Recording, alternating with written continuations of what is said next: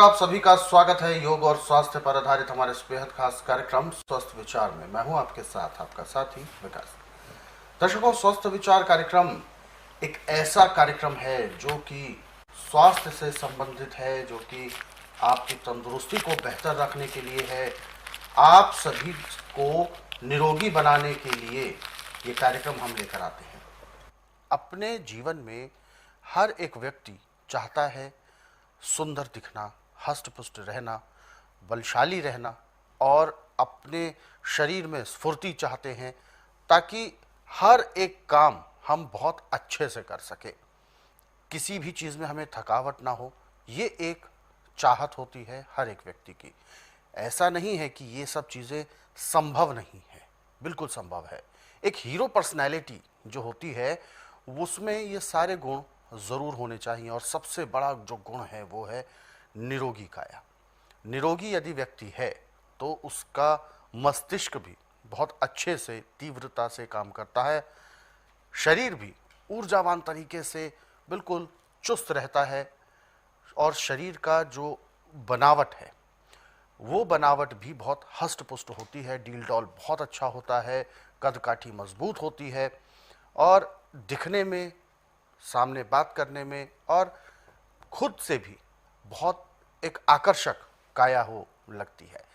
लेकिन ये सब संभव तब है जब व्यक्ति स्वयं चाहेगा। व्यक्ति के अंदर एक दृढ़ता होनी चाहिए, संयमता होनी चाहिए कि हमें अपने जीवन में, अपने दिनचर्या में क्या कुछ सावधानियां रखनी है। व्यक्ति को पता होना चाहिए कि हमें क्या कुछ खान पान रखना है, किन नियमों का पालन करना है और किन लापरवाहियों से दूर रहना है। और यही हम इस कार्यक्रम के माध्यम से आप तक पहुंचाने का प्रयास करते हैं। ये सारी जानकारी आप तक लेकर आते हैं और इन सभी विषयों में हमारा मार्गदर्शन करते हैं जाने माने असाध्य रोग निवारक गायत्री सिद्ध पंडित श्री लक्ष्मण दास रतन भारद्वाज जी। तो आइए सबसे पहले गुरु जी का स्वागत करेंगे और कार्यक्रम की शुरुआत करते हैं। गुरु जी, आपका स्वागत है, नमस्कार। दर्शकों, हमारा जो शरीर है ये तभी निरोगी रहेगा जब हमारे शरीर से हर एक रोग कोसों दूर रहेगा। रोगों को दूर रखना है तो रोगों के बारे में हमें जानना भी बहुत ज़रूरी है। रोगों के लक्षण हमें पता होने चाहिए, क्या कुछ ऐसे सिम्टम्स होते हैं जो शुरुआती दौर में दिखते हैं, महसूस होते हैं, उसके आधार पर हमें फिर उसका उपचार भी पता होना चाहिए। वही उपचार, वही नुस्खों के बारे में आपको जानकारी और रोगों के लक्षणों के बारे में आपको इस कार्यक्रम में बताया जाता है। रोज़ाना अलग अलग विषयों पर चर्चा होती है और इसीलिए हम आप सभी से अनुरोध भी करते हैं कि जब भी आप इस कार्यक्रम को देखने बैठें तो कॉपी पेन ज़रूर लेकर बैठें। जो भी नुस्खे, जो भी उपचार आपको बताए जाएँ उनको आप लिख ज़रूर लें और अपने जहन में उसको सहेजने का प्रयास अवश्य करें। आज के इस अंक में भी हम एक ऐसे ही विषय पर बात करेंगे, तो कार्यक्रम को ध्यानपूर्वक देखें, सुनें और उसे समझें और अपने जहन में उतारने का प्रयास करें। तो चलिए आगे बढ़ते हैं और शुरू करते हैं आज के एक मुख्य विषय पर चर्चा। गुरु जी, आज के इस अंक में हम बात करेंगे खांसी को लेकर। खांसी हालांकि कई प्रकार की भी होती है। खांसी के दौरान जैसे कि एक माना जाता है, जैसे झटके आते हैं खांसी के भी, खाना खा रहे हैं, एकदम खांसी का एक गुबार अंदर से निकला, कभी कभी खाना भी अटक जाता है और बात कर रहे हैं, पानी पी रहे हैं, कुछ भी करने में खांसी के जो अंदर से एकदम रह रह के जो हिलोरे से आते हैं वो बहुत ज़्यादा खतरनाक भी होते हैं, कभी कभी उससे सांस अटक भी जाती है। तो सबसे पहले तो मैं जानना चाहूँगा कि आखिर खांसी किस वजह से उठती है, इसमें क्या क्या आप कारण मानते हैं कि एक सामान्य तौर पर होने वाली खांसी भी क्या खतरनाक हो सकती है? खांसी तो हर एक खतरनाक होती है। अच्छा। अब जो ये खांसी के झटके लगते हैं, खाना खाते से भी झटका लगता है, बिल्कुल। इसमें सांस की नाली में और फेफड़ों में जैसे पाँव में ब्याई आती है, ऐसे ब्याई फट जाती है। अच्छा। और उसमें जब भी ठंडी चीज़ को लगती है या खुश्क ऑक्सीजन जब जाती है तो झटका लगता है। खांसने में उसमें बलगम आ जाती है थोड़ी, तो राहत मिलती है। अब इसका उपचार बहुत आसान है। इसमें हमें 4 की ज़रूरत पड़ती है। सूखी बेलगिरी, सेला या कुज्जा मिश्री, शायद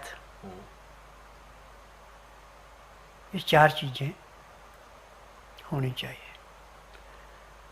बांस लोचन, 1 ग्राम बांस लोचन में 15 ग्राम बेलगिरी होनी चाहिए, 10 ग्राम उसमें सेला या कुज्जा मिश्री होनी चाहिए, और 1 चम्मच में ये घोल करके चटनी जैसी बन जाएगी। अब इसको चाटना है, और इसको चाटने में भी आपने कम से कम 15 से 20 मिनट लगाने हैं। थोड़ी थोड़ी मुंह में रख के आस्ता आस्ता चूसते गए। ये अंदर जाके एक तो जो अंदर दरार पड़ी उसको भरेगा, और जो वहाँ पे बलगम सूख गया है उसको पिघलाएगा। जैसे 1 खुराक अभी ली आपने, दूसरी खुराक आप 8 घंटे बाद फिर ले लें, तीसरी खुराक 8 घंटे बाद फिर ले लें। ऐसे 3 खुराकें हर रोज़ लेनी पड़ती हैं। अब खांसी के जो आपको झटके लगते थे वो दिन पर दिन कम होते जाएंगे, और 1 हफ्ते के बाद आपको खांसी का नामो निशान नहीं रहेगा, बल्कि आप ऐसा सोचेंगे कि मैं सपना देख रहा था कि मुझे खांसी है। अब इसमें खान पान पर ज़्यादा ध्यान देना कि जो भी आपने नाज खाना उसका छिलका नहीं निकालना। पहले नाज को लाके धो के सुखा लें, और एक अकेला नाज निकालना, 5, 7, 9, 11 जितने आप करना चाहें उतने कर सकते हैं, कम ज़्यादा कर लें। इसके अंदर मूंग मोठ, चुलाई सिंघाड़े, अजवाइन और तिल ये मिलाने आवश्यक है। चुलाई आप आटा चाहे 10 किलो पिसाएँ चाहे 20 किलो पिसाएँ, 250 ग्राम चुलाई काफ़ी है। और सिंघाड़े आपके आधा किलो होने चाहिए। अजवाइन 50 ग्राम ये भून करके मिलाने, तिल 100 ग्राम ये भून करके मिलाने। और आटा जो है अपने घर में चक्के तो सबसे अच्छा, नहीं तो जहाँ भी पिसाना वो आटा ऐसा पिसाना जो हाथ में लेके सरके, और इस आटे को छानना नहीं, चोकर इसके साथ चाहिए। जितने आपको भूखा उतना आटा लेके सख्त गूंद के खुले पानी में रख दें, और इतने में दाल सब्जी जो भी आपने खानी है। मिट्टी के बर्तन में बनाए तो सोने पे सुहागा, नहीं तो आप पीतल का कलाईदार या तांबे का कलाईदार या फिर स्टील का ले लें। अमोनिया के बर्तन में न कोई चीज़ खानी, न कोई पीनी, न कोई रखनी, ये ध्यान रखना। सबसे ज़्यादा रोग अमोनिया के बर्तन से होता है। और दिन का खाना आप 10 से 12 के अंदर खा लें, ताज़ा ताज़ा गर्म गर्म खाना। जब आपकी दाल सब्जी बनानी है तो उसमें सिंधा या काला नमक, काली मिर्च पीस करके, हल्दी ये डालनी है। इसको छौंकने लगाना, कोई मसाला नहीं डालना। खाना खाते समय 2 गिलास गर्म पानी पीना है। उबाली दे के जब उसका 15 से 18 डिग्री टेम्परेचर रह जाए तो इसमें लहसुन प्याज अदरक पीस करके उसकी चटनी बना के रस निकालें 2 चम्मच। शीशे गिलास होने चाहिए, दोनों में 1-1 चम्मच डाल दें, ढक के रख दें, और जो कचरा बचा वो अपनी सब्जी में मिला लें। अब जब आपकी दाल सब्जी तैयार होगी, नीचे उतार ली, तो आप आटे को पानी में से निकालें, तवे को अपनी आंच पे रख दें। तवा गर्म होगा, आटे को आप जो सख्त रखा था मुलायम हो गया।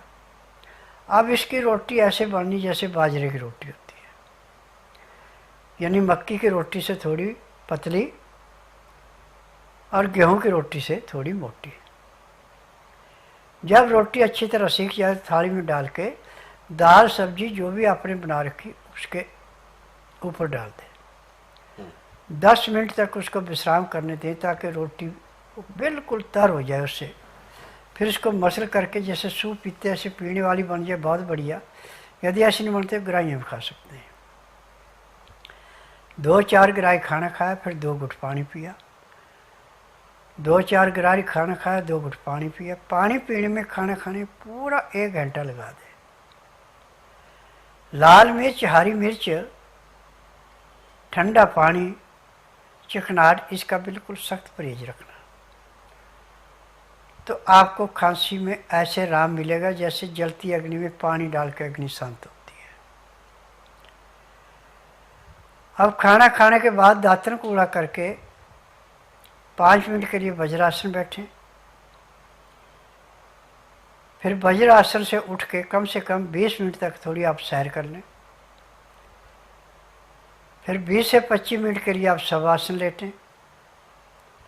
फिर 5 मिनट के लिए बाईं साइड करवट लें, 3 मिनट के लिए दाईं साइड करवट लें। फिर सब आसन लेट करके बाईं साइड को करवट लेके उठें। आपके शरीर में इतनी चुस्ती आएगी जैसे आप 8 घंटे की निद्रा पूरी करके उठें। आप जिस काम में लगेंगे, जो भी कार्य करेंगे, उसमें आपका मन भी लगेगा, थकावट भी नहीं होगी और खांसी भी नहीं उठेगी। ये इसका कारण।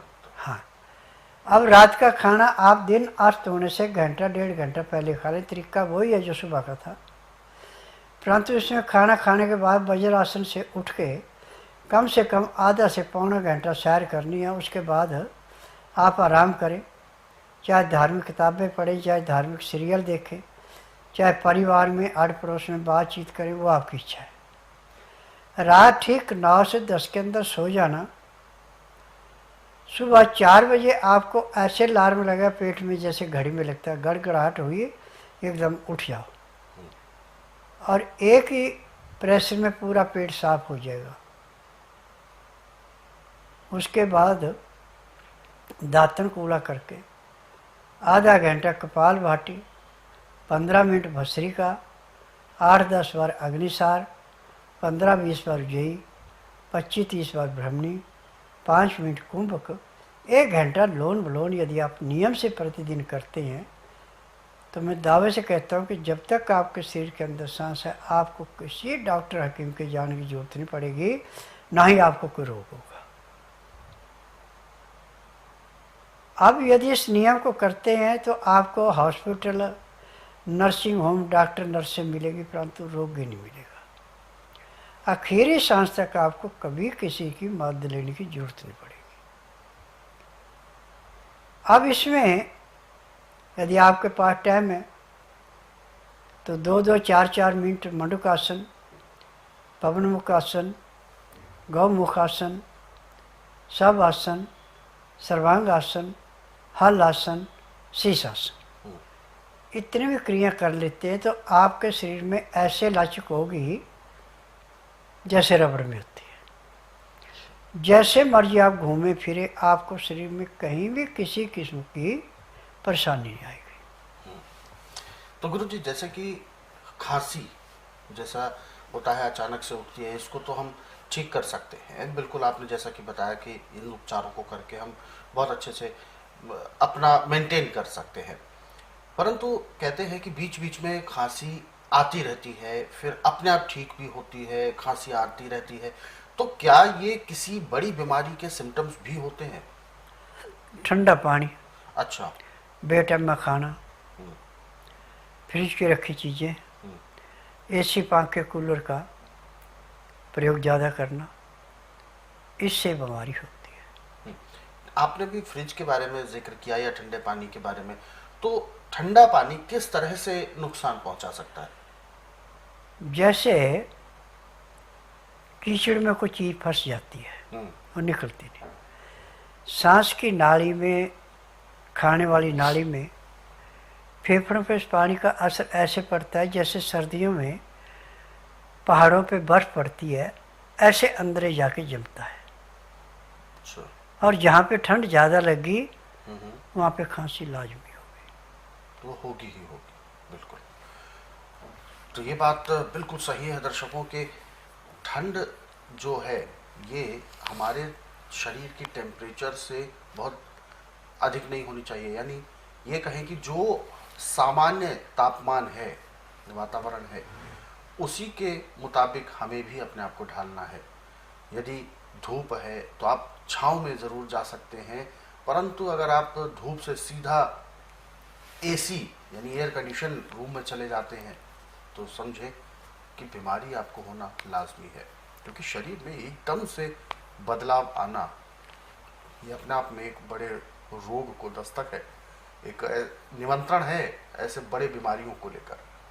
आपने अक्सर देखा होगा जो लोग बहुत ज़्यादा अपनी दिनचर्या के जो कार्य का जो हिस्सा है वो बहुत ज़्यादा वातानुकूलित क्षेत्र में ही बिताते हैं, जैसे कि ऑफिस में भी एसी होते हैं, घर में भी एसी होते हैं, गाड़ी में भी एसी होता है।